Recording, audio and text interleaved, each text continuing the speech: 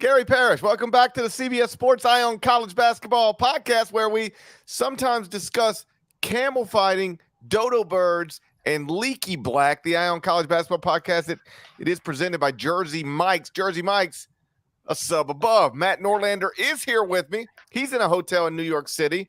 I'm in a totally different hotel in New York City. If you're watching on YouTube, smash the like button like you're Brandon Davies. You have consent. If you haven't yet, subscribe to the CBS Sports College Basketball YouTube channel. Please do that while you're here. Let's get into it. Before we get to some notable results, and of course the Final Four and one, where I have what some have described as an insurmountable lead. There is coaching news to discuss, and we're going to start with Thursday's biggest announcement, and that's that Georgetown is now officially in the post-Patrick Ewing era. The school fired its greatest alum on Thursday, one day after the Hoyas were eliminated from the Big East tournament. Deadleg, we all knew this was coming. Still, notable news that the Georgetown job is officially open. It is notable news. By the way, I'm coming through. I hope my Wi-Fi is going to be good. I'm just saying that off the top. All right. I think I'm solid. I rebooted the laptop. There have been Wi-Fi's issues in this hotel. I'm not in the middle of Indiana. I am in the middle of Manhattan, but hopefully we are good and we can get through this without. Sounds like you might be in Pittsburgh.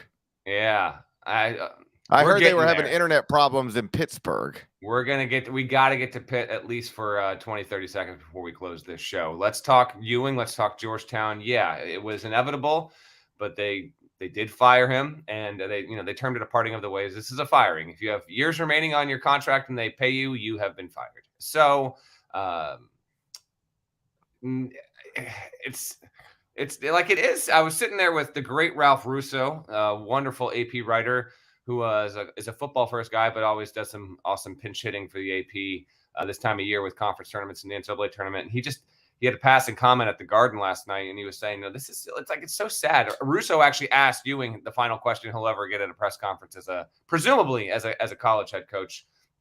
And he asked if he wanted to come back, and Ewing kind of gave like a little bit of a stock answer, but he said he kind of, left that presser feeling like, yeah, this really is sad, man. Like, it just did not work at all. 6 years, total flame out, huge disappointment. We've talked about it many times on the podcast before. The page has turned, and here we are. Georgetown basketball for the first time since the early 1970s is going to, I will say presumably, I mean, anything is possible. You could technically rehire John Thompson III if you wanted, but we'll have a head coach of that program not connected to the legend and legacy of Big John Thompson Jr. And so it is time for that. People thought it was time for it, 3 years before JT3 got fired, but they went with Ewing. We wanted to wait and see how that went, and it didn't work. It didn't work out. So I did post a story with some candidates. They're not all the candidates. They're just 6 names that came to mind. Pitino is obviously the biggest name. I would keep an eye on Micah Shrewsbury at Penn State. There has been some buzz on Ed Cooley, but as you and I discussed on the desk at CBS Sports Network yesterday in between our shows, will Ed Cooley, if he gets an offer, will he actually leave Providence? I don't know, but there has been some noise there. Mike Bray was in the top 2 or 3 last time when Ewing got the job. I put his name in. I put Jeff Capel's name in. Now, I don't know if Capel would be choice 1, 2, or 3, but he did just cool his hot seat. And he's going to be back in the same exact position next season if Pitt, is worse than 7th or 8th in the ACC. So I had someone find me a few weeks back saying, Capel gets any sort of chance with the Georgetown job, like obviously he'd take it. And then I put Mike Boynton on there as well. He's a young coach, has done well in recruiting, but I've seen the likes of Kevin Keats out there. Some rumors if Dennis Gates could be actually bought out at Missouri if they really chase after him. I was told this by 3 different people in different ways. I was told Georgetown will hire either Rick Pitino, Mike Bray, or it will be a black coach. That it will be that. And Bray is considered a long shot, but Pitino is the biggest, splashiest name. So that's the candidate pool that we are looking at right now. Just some final numbers on Patrick Ewing. He finished 75-109 at Georgetown, 28-81 in the Big East, 2-37 in Big East games the past 2 seasons, just unimaginably bad. Georgetown was 175th at Ken Palm at the end of last season, 225th at Ken Palm currently.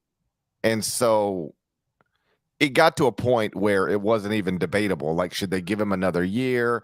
Should they ride this thing out? It was so bad last season. Like, Georgetown loyals wanted to do it after last season. The school didn't.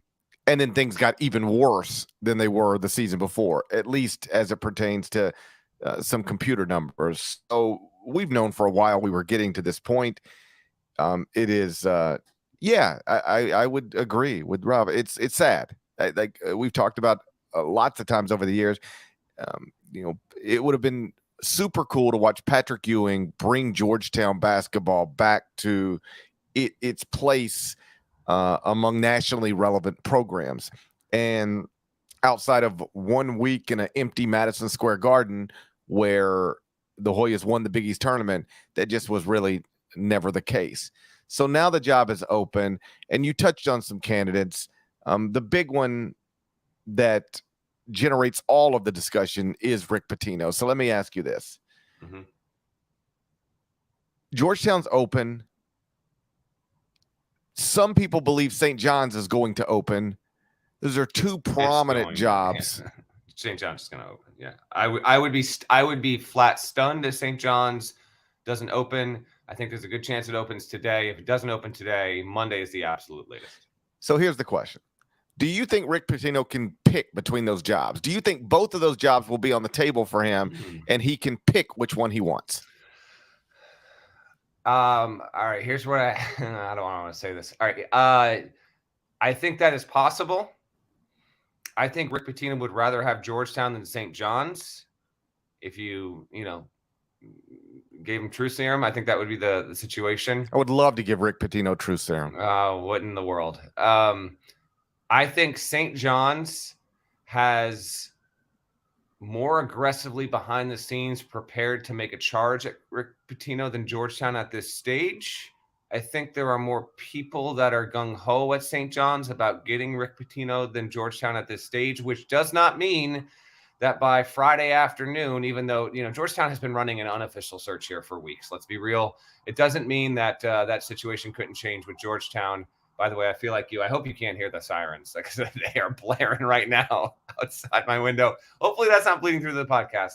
I don't know if he will have the outright pick. I have now reached the stage where I'm at about a 95% that Rick Pitino will not be at Iona next season. And I think St. John's is getting ready to go all out and just sell out best it can to get Rick Pitino. Having said that, the fly in the ointment here right now is the fact that Georgetown is open. St. John's is not, as we are recording this podcast. So from a public standpoint, the Hoyas have they have a slight lead in the race, public facing. Behind the scenes, I think there's been at least a little bit of action for a few weeks here. If I were either school, I would hire him, and I would try to do it to I know you can't technically do it today, he's still coaching, but you get the point. I would try to have that done ASAP. And it's not even like Rick Pitino's super famous and Rick Pitino's won national championships and forget everything Rick Pitino's done. I'm not even basing this on his accomplishments and accolades. I'm basing it on this. I don't think you can hire a more sure thing than Rick Pitino. At this age, in this year, who could Georgetown? I'm asking this from an honest place. If you have answers, give them to me. Who could St. John's or Georgetown hire that would be more of a sure thing that within 2 years, you could reasonably assume this guy's going to have you in the NCAA tournament, and it might be quicker? There's no one. From a resume standpoint, it is irrefutable. Now, there is obviously the potential that you could say Rick Pitino versus candidate B, C, and D, and candidate B or candidate D or candidate C or candidate E, we look up in 4 or 5 years, and that candidate actually has outperformed what we thought Rick Pitino would have done. Because one of these schools at least is not going to get Rick Pitino. So, sure. Let me be clear for a second. I would hire Rick Pitino at both schools. Yeah. If you're Georgetown and you could get Ed Cooley, that would be amazing. I think Ed would be great there. Dennis Gates has now won at a notable level at 2 different schools. I'm a believer in that guy. I'm not saying Rick Pitino is the only candidate that would do well at these places. I'm just saying he's the first one I would offer my job to. I would as well, and he gives you. It's everything you could ask for in terms of for both of these programs. You need a hire that energizes the fan base. I mean, Georgetown has lost a significant portion of its fan base over the past decade because it's been sitting, and St. John's has not been as bad, but it's been close. It's been sitting in the bottom 3 of the league. St. John's has not won a tournament game since the year 2000. 2000 in the year 2000 was the last time St. John's won a tournament game. At least Georgetown made a Final Four in 07. So we'll see. High probability with all of that. I will go chaos theory on you real quick here, and this is just me thinking aloud because I was thinking about this randomly. I don't know if Ed Cooley it would leave Providence or not, but if Ed Cooley left Providence and took Georgetown, Rick Pitino once upon a time started his head coaching career at Providence. And what? With that, and what? Where did you read about that? And so, that brings another Big East program into it. I don't have that as learned information. I just thought about it. But that would be domino on domino. So something to think about. Rick Pitino used to coach at Providence? Yeah. Prove it. I mean, I can just typing it in Google. Literally like the first few. I mean, did you know that you can sort the data at Google? Did you know that? This is outrageous. Yeah. This is outrageous. Yeah. You look so tired. I'm good. I got a solid 6 hours. We're good.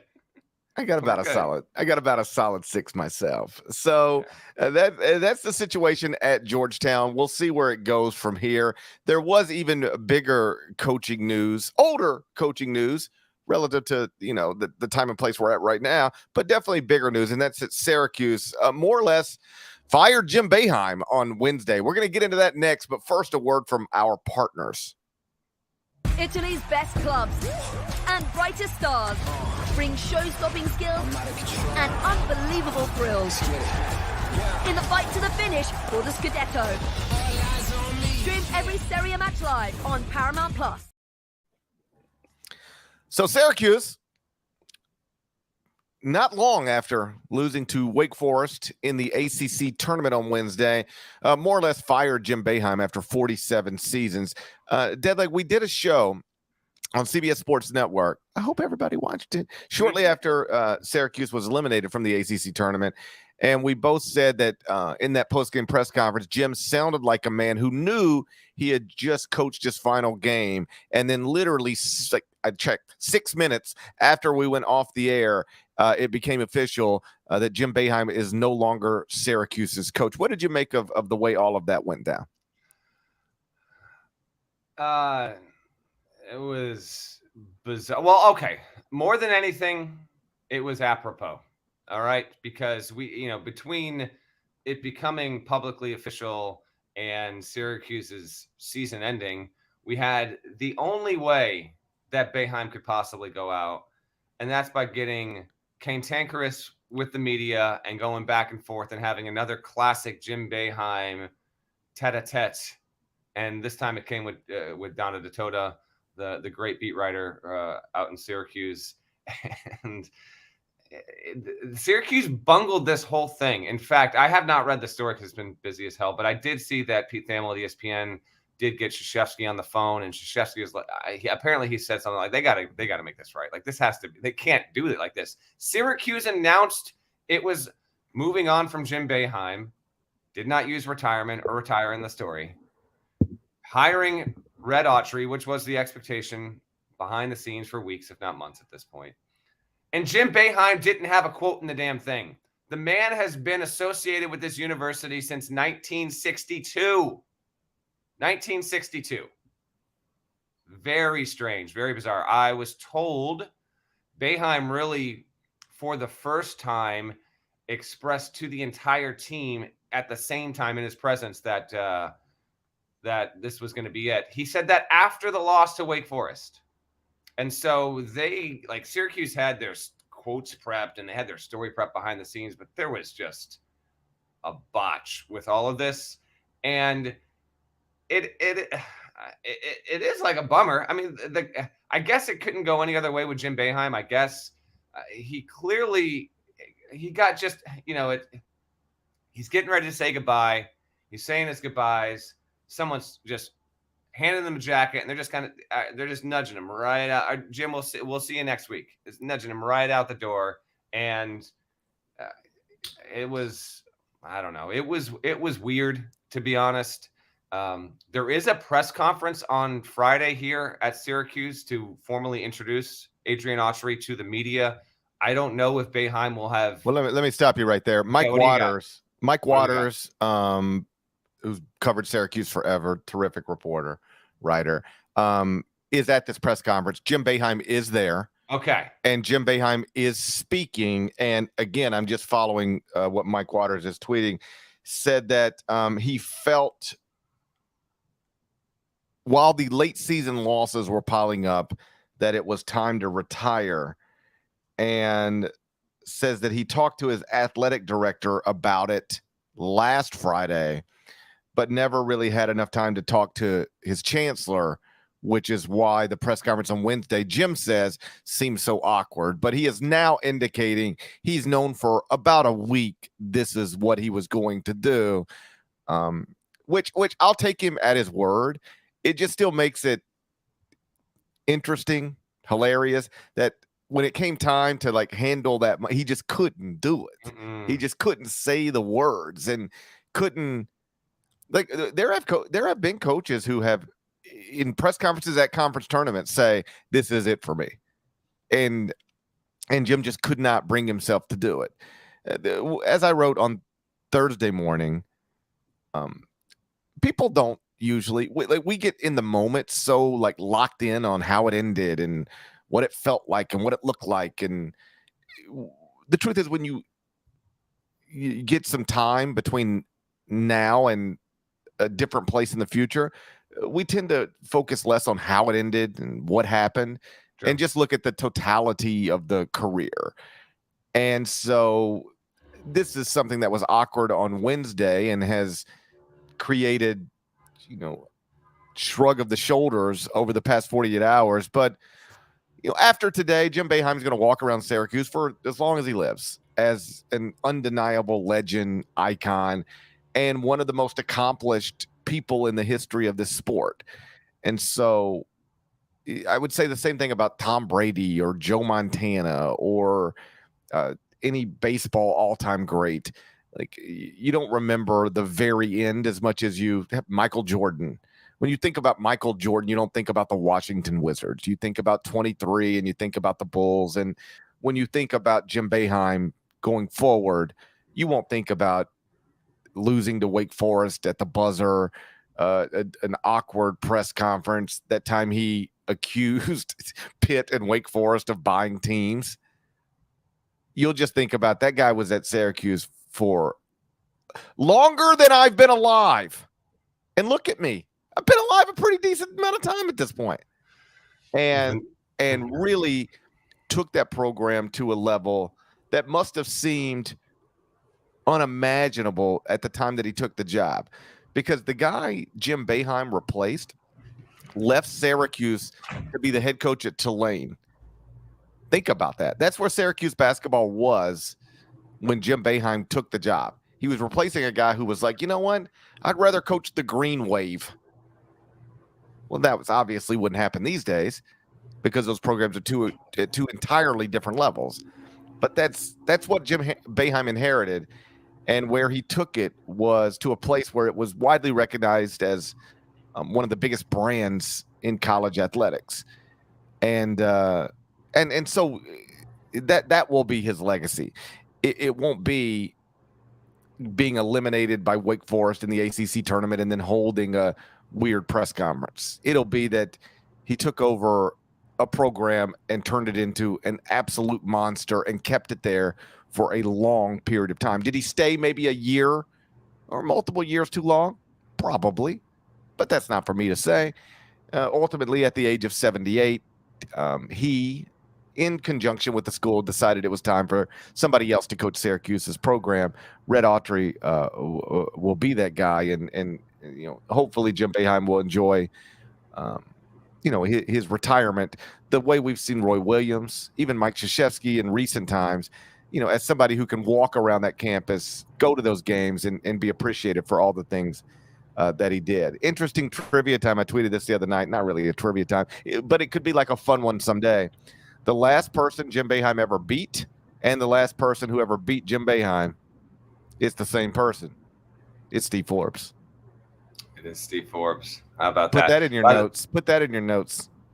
I had it in my notes. I apologize if I thought it was turned off. The air conditioner turned on. I don't know if you can hear it or not, but I just tried to turn it off and it refuses to comply. I got the Jim Boeheim of wall mounts over here right now, so we can't. Let me just as a listener, we can't hear your air conditioner. We could not hear the sirens. We can barely hear you.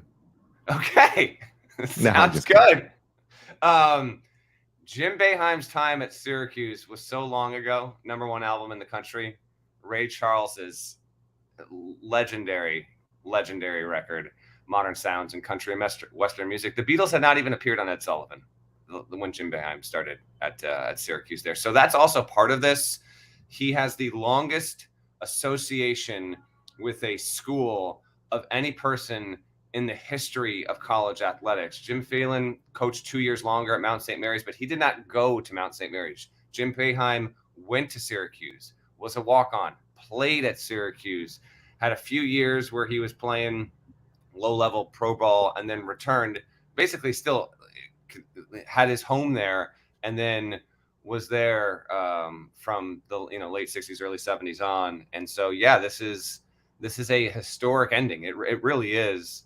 And it's the fact that it's 2023 and it's finally here. It's wild. On a personal note, back in 2006 or so, I think it was, I got to go to my first Big East tournament as not even as a functioning media member, but I was able to obtain a credential. And so I was like, what the hell, I'll just do this. And so the first question I ever asked to any coach in any capacity at the D1 level was Boeheim in the old Big East. And I've got the transcript somewhere in my pile of junk, but I wanted to save it, and I don't even remember what the hell I asked, to be honest. But he took it well, and I was like, all right, one down, let's do it. So he moves along, and now obviously in 3 successive years in the ACC alone, we've had the changing of the guard. We've had Roy, Kay, and now Boeheim. That's not even getting into the likes of Jay Wright, but a lot of the Hall of Famers, the men who have won national championships, the men who are near or at the top of the all-time wins list, they've moved on. And now we see what Syracuse can be in the era to come. I do think it will be a challenge, but maybe Autry's got it to the point where he can get this thing where they can be a top 25 level kind of program 2 out of every 3 years. His goal will be to do it every year, but we have to see. This is as challenging of a changing of the guard because Syracuse is not Duke. It's not even Hubert taking over at North Carolina. It's not Kyle Neptune, and Villanova just lost on Thursday night. It's not even Neptune taking over Villanova, which is in Philadelphia, which is one of the best basketball cities in the country. Here's Syracuse, New York, the middle of the state, winter's last half the year. And Boeheim was able to, so much of Boeheim's legacy is how he was able to recruit these incredible players from across the country to be willing to go and play in Syracuse, New York. How did he do that? I wonder. It will not be easy, but I'm interested to see what Syracuse can be because I don't know what it will be, honestly. If you told me 10 years from now, Syracuse was able to maintain a top 4 status in the ACC, it wouldn't stun me. But if you told me, yeah, Syracuse's average finish in the ACC in the 10 years since Jim Boeheim retired is 10th, that would not shock me either. We'll see where it goes from here. But a major era is over, and that program needed a reboot, and it's going to be better for having not gone at least one more year with Boeheim in charge. Yeah.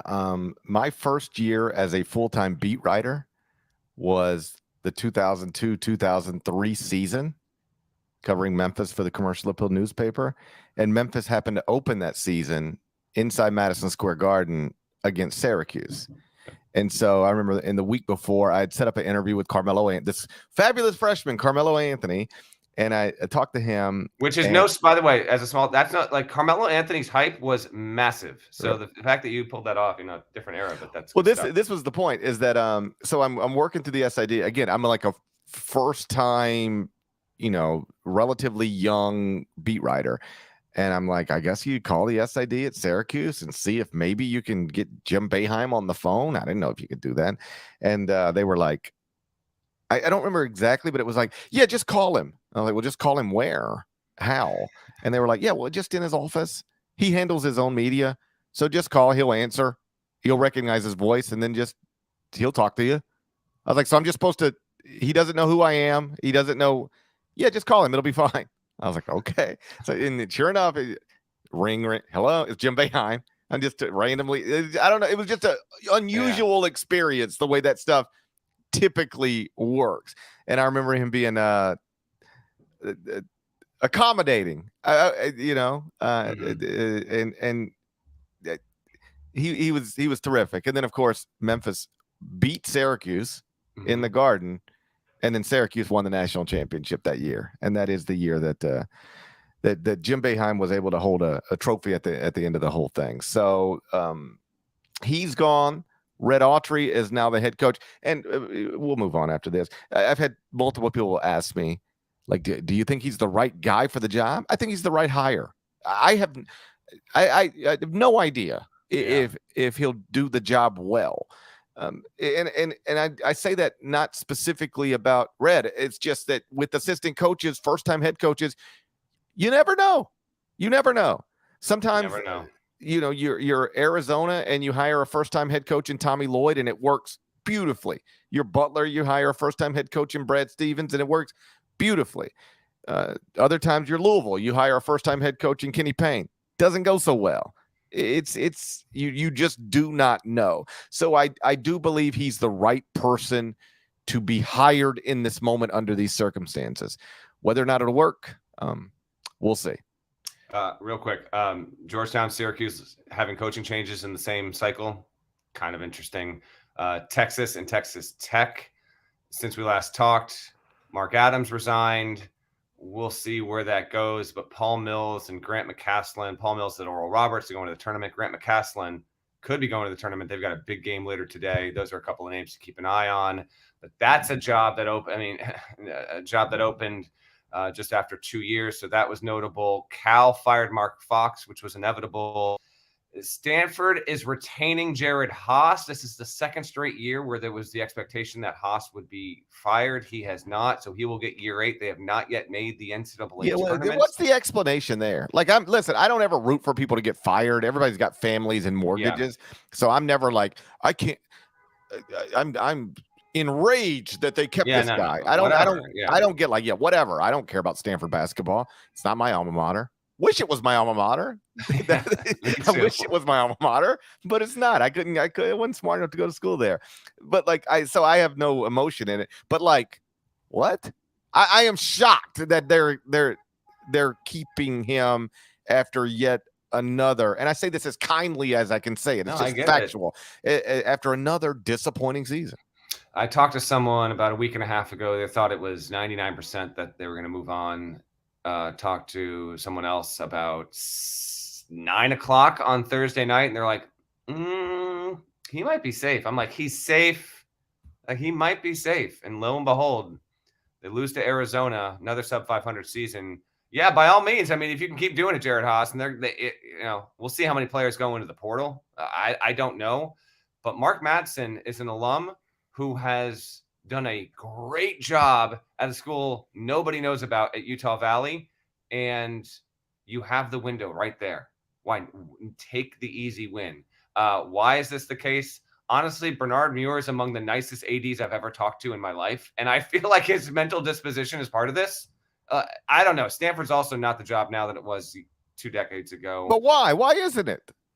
NIL situation is not great, and the transfer portal and getting guys in, it's just not as and theoretically. Now, Haas has actually been able to recruit NBA picks. Yes. Like 3 of them in the past 5-6 years. So you've actually gotten talent there, But I don't know. It's sometimes I think, and I don't mean you, but I think sometimes people look at a program that's struggling and they say, well, it's not what it used to be. Well, like, does that mean it couldn't be? Because I don't know. like if you hired the right guy, could it be? Stanford was a consistently awesome men's basketball program for a long period of time under Mike Montgomery.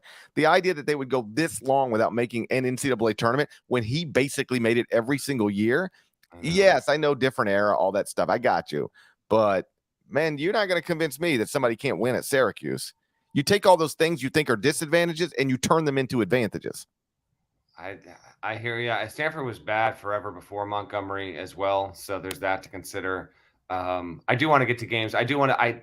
And like I see people in the comments like it's hard to get players there. Like they got players. They've got players. Like the thing with Jared Hass is not that he hasn't been able to get players. They've had like projected first round picks in this program under Jared, and it just has really never clicked. Yeah. Last thing on the carousel front before we talk some hoop, because I don't like my hours and days are blending together. I don't think we have podcasted on this podcast. I think we talked about it on the show, and to anyone that watched both our CBS Sports Network shows, we appreciate it.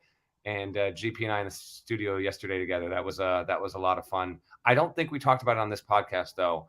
The Beard candidacy at Ole Miss, we will see. Like he is a leading candidate, but I'll reiterate what I said on our CBS Sports Network show and what I've said like 2 times, I guess, on HQ.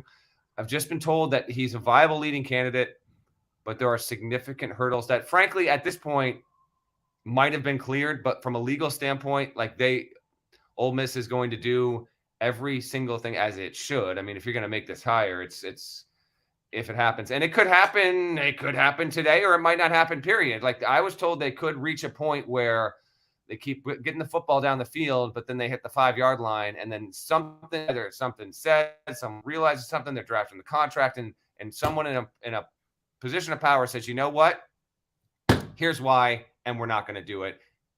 I'm told they're still looking at other guys, but Beard is in the mix at Ole Miss, and he is considered, at last check, the leading candidate. And if that's going to get done, my understanding is if Beard is going to be the guy, I think by the end of the weekend it would happen. GP, maybe not, but that's my read on it. And I just want to at least address that last carousel bit of news there. I don't know if you have thoughts on that or what. No, I mean, obviously his name is the one most closely connected to that opening. It sounds like, based on the conversations I've had, there are people at the school who are ready to do it yesterday. And there are other people who have a bit of a hesitation that really want to make sure they're, for lack of a better phrase, crossing all your T's and dotting all your I's and making sure you vet this as seriously as you can vet it. But my experience with these types of things is once you get this far down the road with seriously considering hiring somebody who has the baggage that Chris Beard will bring with him, once you get this far with it and it's publicly known and he's being described as a quote leading you usually do to play along with your analogy, you usually do get that across the goal line. At this point, I mean, we'll see where it goes from here, but there's too much conversation around this for me to think that it's just going to fall apart at the last minute. It might, sometimes things do, but more often than not, when you get this far down the road, it ends up where everybody assumes it's going to end up. We'll see. Before we get to the Final Four and one, this little game we play, some have said I have an insurmountable lead. Some have said it's tied. Yeah. We'll have to check in with Nada in a couple minutes. Yeah. I still have not been surmounted. I feel like I've sidled you. I think that the mounting right now is 50-50. I don't know how to phrase this. It's early. Yeah, don't like that. It's not the best way. I think the way you did it's not the best way. On the way you did it's good? Really? I think the way I did it was perfect. All right. I have not yet been surmounted. Okay. North Carolina lost to Virginia in the ACC tournament. Barring a surprise, that's it. They're not going to the 2023 NCAA tournament. It's over for them. It's over for them. if Magic Johnson were North Carolina standing at the NCAA tournament, what would he say? I'm not going to be here. That is. He's not going to. It's a hell of a deal. I was asked, I went on CBS Sports HQ last night, and I was asked a very simple question that might have a complicated answer. I'm going to ask it to you the exact same way.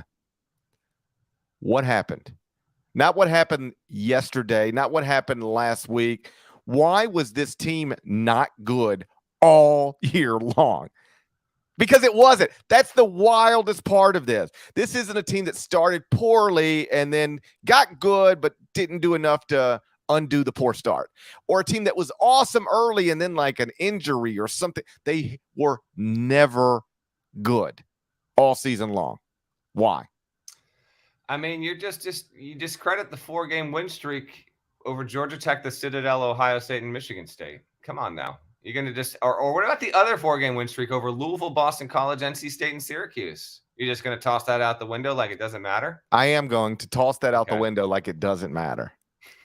They were up and down. I saw Armando Bacot, and I will paraphrase here. He basically said, the story of this year, as we kept talking about last year, that's actually true. It is. Why didn't it work? Let me list the reasons. Caleb Love took too many shots. This guy's outrageous. He took too many shots. Bacot was a quality player, and he was banged up at times this season. He was good, trust me. And I actually super appreciate Bacot never shied away from any loss, any moment, sharing his feelings. Armando Bacot, I applaud you on how you handle this thing from the start, man. Big time stuff. Huge. I love to see that. Leaky Black, all pod jokes aside and friend of forever of the pod, just the same. And I bet you no one feels worse this morning right now than Leaky Black, because he's an all-timer inside the walls there at that program. Just the way that he carries himself and how much he has done for UNC basketball. But, Nance got hurt, and they didn't have a deep lineup. And Hubert Davis didn't seek to get more burn from the likes of Trimble and Johnson and DeMarco Dunn. And they just did not have it on either end of the floor consistently enough. They weren't great at what they've always historically been great at, being killer on the offensive rebounding end. They didn't have that secondary break that was famous for decades and decades. And I'm not saying that Hubert Davis needs to go to the old reliables. He can be his own coach. He can institute his own system, but it was just an up and down team. And I don't remember. Listen, there's a thousand things happening in an hour, so I don't have all this in front of me. I want to say that someone after the game yesterday, if it wasn't a player, someone had mentioned well, this is on the media. I mean, sure, I guess we put them number one, but Carolina went 20-13. They could have been preseason 17th in the country, and this still would have been a letdown. So I don't buy into all of that. That's all. Well, that's the thing is people are like, well, they were overrated from the jump. Okay, sure. I guess it's impossible not to argue otherwise at this point. But okay, what would have been them properly rated?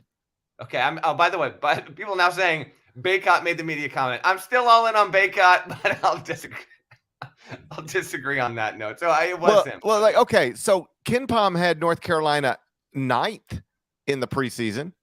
I mean, that's a computer. That's not some human getting caught up in the moment. It's an algorithm. Yeah. And they had North Carolina 9th. So if you want to argue North Carolina should have never been preseason number 1, I hear you. I guess I can't argue against that at this point. You're right. But they were always going to be in the top 10, top 15, and they were never that all season long. So this isn't, well, you guys just misjudged this. Sure, to some degree. But this is a team that anybody ranking anything would have said is going to be good, and they just weren't. And we kept waiting eventually this will come together. Remember what happened last season, and it just never, ever, ever got on track. And I think we're back to a place where people are asking big questions about Hubert Davis, because as I have pointed out many, many times, including a million times last offseason, the idea, and I still hear people saying this. I heard it as recently as yesterday. Well, North Carolina just got hot in the NCAA tournament, and everything else was based on a hot 2 weeks. That's not what happened. I know, but I agree. This is going to become the story of it. I think it has permeated so much that people are going to convince themselves that North Carolina suddenly got good and ended K's career at Cameron and made the title game, and that was it. That is actually not what happened.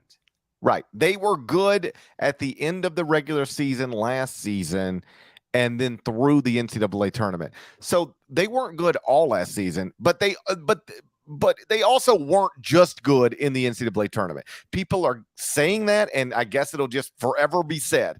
Remember that year North Carolina got hot in the NCAA tournament and everybody ranked them number 1 the next year? That is not what happened. North Carolina wasn't good for 10 weeks last season, but they were certainly good, the Tar Heels, for more than 2. And everything heading into this season was based on that. And it just didn't come together. And now people are arguing that, all right, are we sure about Hubert Davis? Because, each basketball season is, let's call it 4 months, right? Before the NCAA tournament. That's right, roughly. Yeah. Okay. Yeah. 5 months with the postseason before. Okay, well then let's call it a 5-month season. So we have 10 months of basketball, and they've been good for a little more than a month of it. The other 8.5 months, they've been disappointing. Okay. Hire Rick Pitino to go to North Carolina? Okay. Is that what you're suggesting? I'm not. You said that, not me. Suggest it. I'm not suggesting. You go ahead. I would sometimes you have to say some stuff to create a headline. And sometimes people do grab headlines off of things we just say. I wish somebody would make a headline of Gary Parrish from CBS Sports identifies as a Sun Devil. I wish somebody would write that. Yeah. Never that. But it would be sometimes Matt Norlander said he thinks Tennessee is going to win the SEC tournament. Say this and let's get a headline out of it. So, are you ready? I'll tell you what to say. You say it. Literally, you say it. No, I want you to say it, but I want not anybody aggregating. You attribute this to Matt Norlander. I want you to say, if I were running North Carolina, I would look at making a change, and I would try to hire Rick Pitino to lead the Tar Heels into the future. Say that, and then let's get a headline. Gary Parrish just said it. There we go. No, I was merely telling you what I think you should say. That's not how the aggregators work. The sound is you saying it. They will pull it, and now you have said it. You have said it. I knew my downfall was always going to come with something I said. Carolina's out. So it goes. We will see what players do and do not return because so many of them still have the COVID year of eligibility. But Nada and I did talk about this on the Wednesday show. It would be best if most decided to move on and Carolina can try and just make something more of the guys on the team and who is coming in. Caleb Love's going to come back to school. He wants to see if he can shoot 19% from the field on the season. There's nothing more perfect than Caleb Love going 3 of 15 from the field in the game where North Carolina's NCAA tournament hopes died. 3 of 15. This guy's something else. Remember when we had Leaky on and I said, you realize if Caleb Love didn't come back to school, that's 20 extra shots for you guys. Yeah. And he sort of chuckled a little bit, but I was trying to tell him. I've got HQ in a little bit here, and we got to pick some games, so I'll be real quick on this. UNC was a bubble loser. Michigan, see ya, not going to the tournament as well. That was another preseason ranked team. Oklahoma State, probably not, but I wouldn't put it absolutely out of hand. Nevada got knocked out by San Jose State, which has 20 wins for the first time in more than 40 years. Tim Miles should and will be a candidate for the Cal job, so Nevada is on the wrong end of it. You did have some teams help their standing. Rutgers won. Penn State, I think, is in the field no matter what. Mississippi State's in the field no matter what. Arizona State, Utah State, we'll see. Clemson's got a big game, so we can preview the weekend here. But we didn't want to get too much into the games that have happened because guess what? With the exception of the absolute real ones watching live on YouTube, you're going to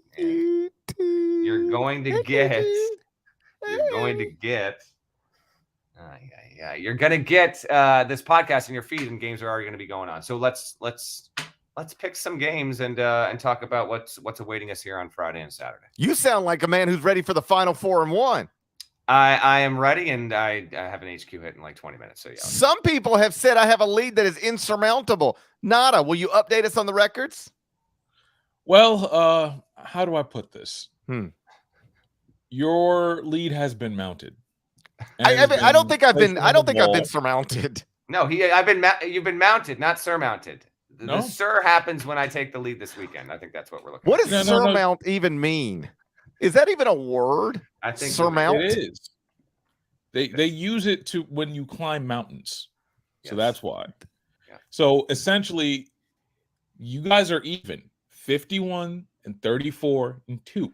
Okay. You're telling me we're eye to eye. Surmount is to overcome something. Yeah. Stand or be placed on top of. I don't think you're standing on top of me. I don't feel like I've been surmounted. But you have been mounted. No, I've been caught, but I have not been overcome. I have not been surmounted, which means my lead is still technically insurmountable. I've been caught, but not surmounted. Game 1. Sir, you need to be in politics. Don't ever let somebody tell you I've been surmounted. Don't let them out in the street start a rumor. I heard Gary Parrish was surmounted. Not true. I've been caught. But I have not been surmounted. Game 1, Friday, 6:30 p.m. Eastern. Marquette versus UConn in the Big East tournament semifinals. You can watch it on FS1. The line is listed as UConn -3.5.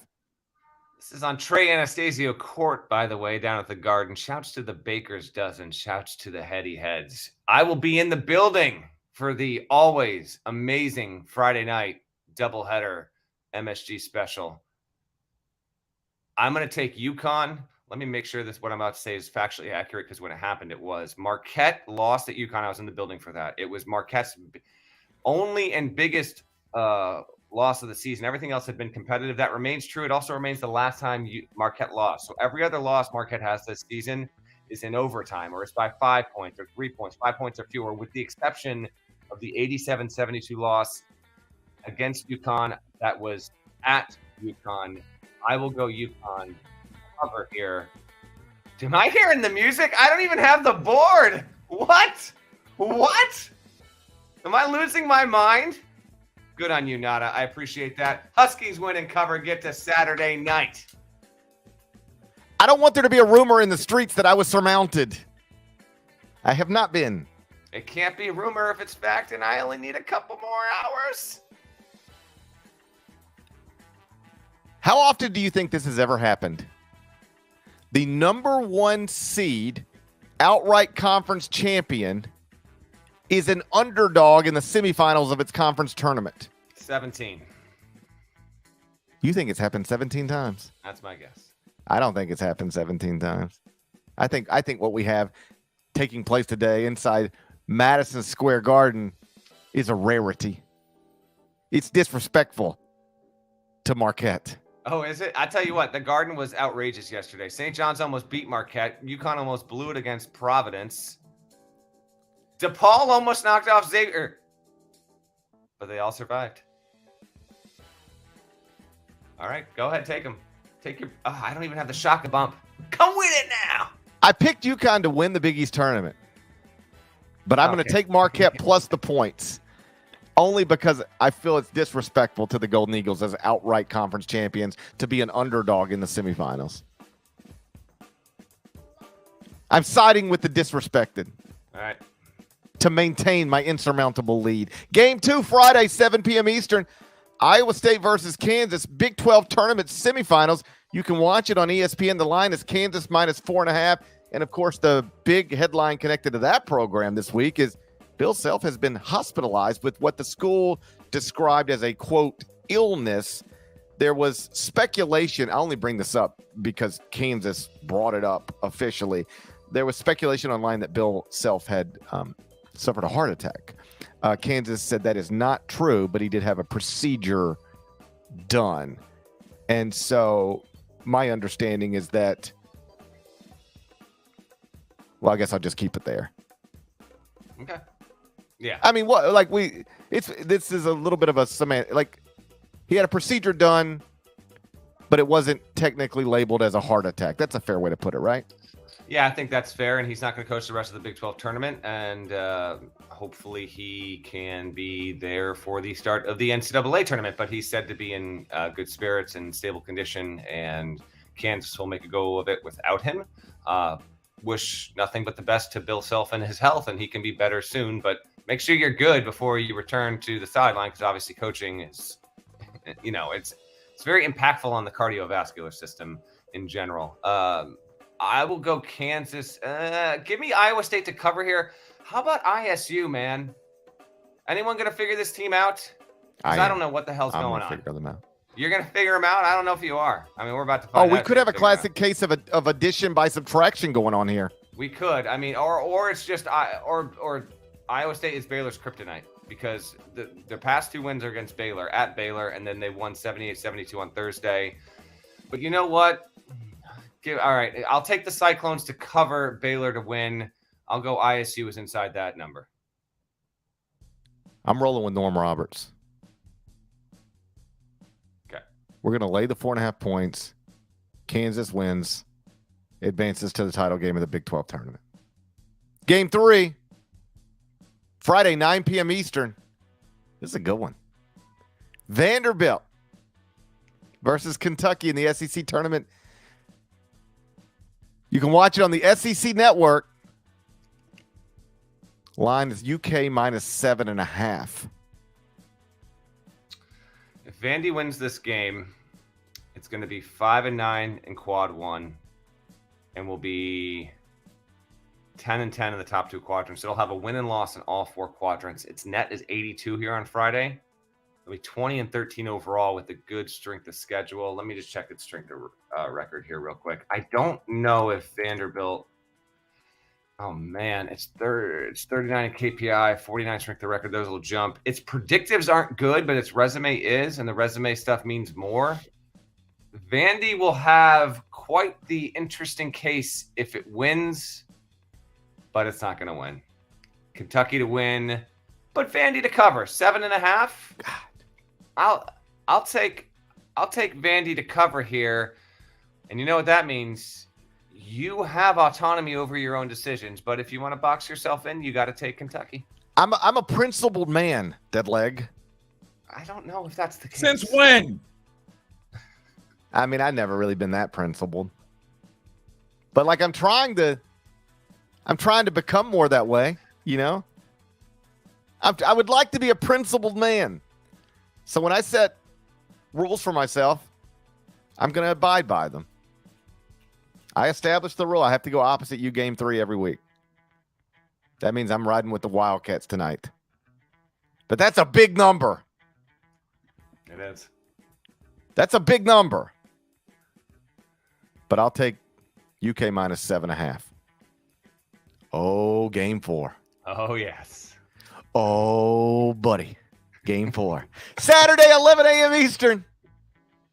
It's the America East Tournament Final. UMass Lowell, Elvis Presley's alma mater, versus Vermont. We're going to play this in Ted Bundy Gymnasium. What? Ted Bundy's from Vermont. Did you know that? I can't do that to the Catamounts, okay? I can do whatever I This want. is also Trey Anastasio Court, actually. This is also Trey Anastasio Court. We got a dual Trey situation going on here. Insurmountable Catamounts. See what we're... It's all connected. You can watch it on ESPN2. KenPom has it Vermont minus 5 over the Mississippi Riverhawks. Elvis's alma mater having the best season of its existence right now. Oh, man, it's incredible. Vermont has won the America East Tournament. Let's see. It would have probably won in 2020, but we didn't technically win. The whole thing got shut down, but it won in 19. It won in 22. Won in 17. It won in 2012. It has registered as the best team in this conference every single season since 2014, with the exception of one, and that was 2016 when Stony Brook finally broke through and made the tournament. UMass Lowell, man. We love to see it. This is a podcast special.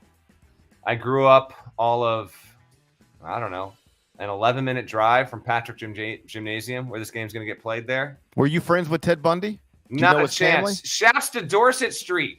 Shouts to Burlington Bagel Bakery. You ever play checkers with Ted Bundy? Shouts to Pure Pop Records. Shouts to Church Street. I got shouts for days on the grader. Shouts to Lake Champlain. How do we not? Come on now. Come on. You ever have a cup of coffee with Ted Bundy? You know, he's from Vermont, since you know so much about Vermont. I will go. I'd love to take UMass Lowell, but I'm gonna give that to you. I'm gonna take the Catamounts to get it done. Their best player, what's his name, GP? What's the first name of the best player in Vermont? This is why we love college hoops. What's the first name of the best player at Vermont? Yeah. Finn. Yeah, I think the best player at Vermont is Finn Boeheim. Finn Sullivan. Yeah. But Jim Boeheim does not have another child. There's not more Boeheim offspring. I think Jim Boeheim's got another kid playing at Vermont right now. Yeah, Jim Boeheim may actually coach this game. Let's see. It's going to be wild seeing when Jim Boeheim steps in as interim head coach here. Finn Sullivan, Vermont. They win and they cover. Who you got? No, are you kidding me? Ask me some stupid question like who I got. UMass Lowell's a 5-point underdog. What? Disrespectful. Make the Mississippi Riverhawks a 5-point underdog in a championship game? Get out of my face. Right. I actually think that's pretty accurate. No, get out of my face. All right. Making history tomorrow. Doing it for the king. In the same year that oh my God. Oh my God. In the same weekend where Elvis could win an Oscar on Sunday night. Not going to, but you just play along.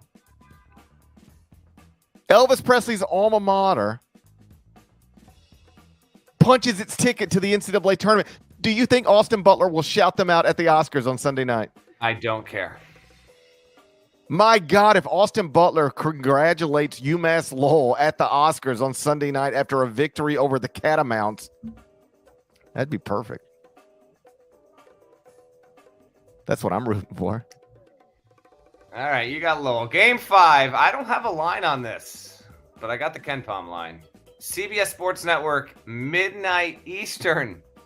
It's a bubble special. Utah State against Boise State. Broncos are in. Utah State is in with a win for sure. We'll see if that's the case. Otherwise, KenPom has it Utah State -1. Yes, Utah State, the team that is less secure in its at-large standing, -1.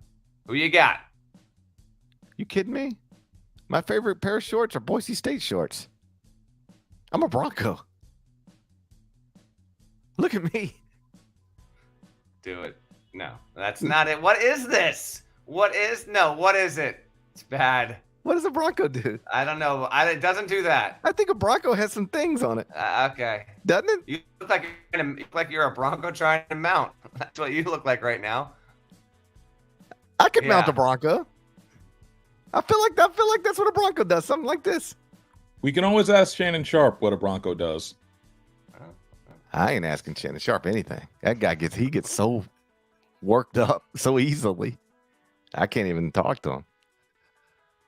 You got the Broncos. I'll take Boise State as well in that one. Wanted to give you 5 games in 5 conferences. A few lingering notes for me, and then we can get on out of here. Big Ten tournament's been insane. Rutgers, lower seed, wins. Ohio State, lower seed, is now going to play Michigan State on Friday in the quarterfinals. Penn State beat Illinois. It was the lower seed. Lower seeds galore in the Big Ten. It's been wild. Oregon and Clemson are a couple other bubble teams to keep an eye on in addition to Vandy and Friday action. That's going to be intriguing. UAB, North Texas.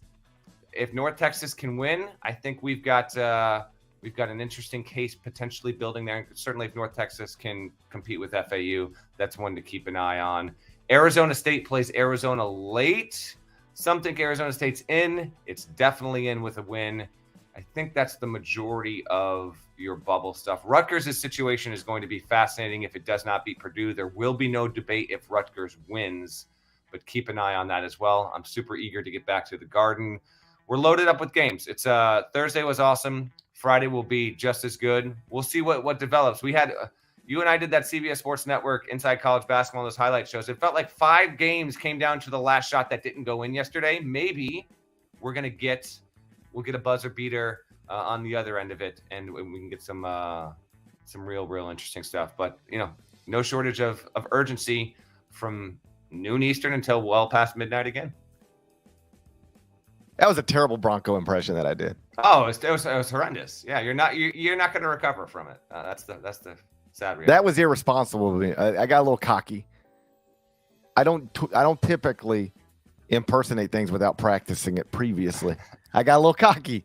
I tried to go live, just like Chris Rock. Got a little cocky. Said, "I'll just do this whole thing live." Yeah. Little programming note because I'm seeing it in the chat. First of all, people asking if I made the bed behind me. Yeah, I made it. It's a solid enough effort. Yeah, I made the bed. I made the bed. Okay. I'm sorry. Got a few little rings. It's not taut. I know it's not taut. You want it taut. You want the sheets taut. I don't have it taut. All right. Selection Sunday. We are going to have a show that night.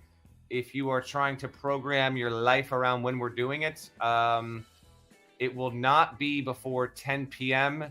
We will certainly aim to be going live before 11 p.m. So general range is 10:30 as always. If you want to know, subscribe to the YouTube channel, ding the bell, because if you do that, as soon as we live, guess what?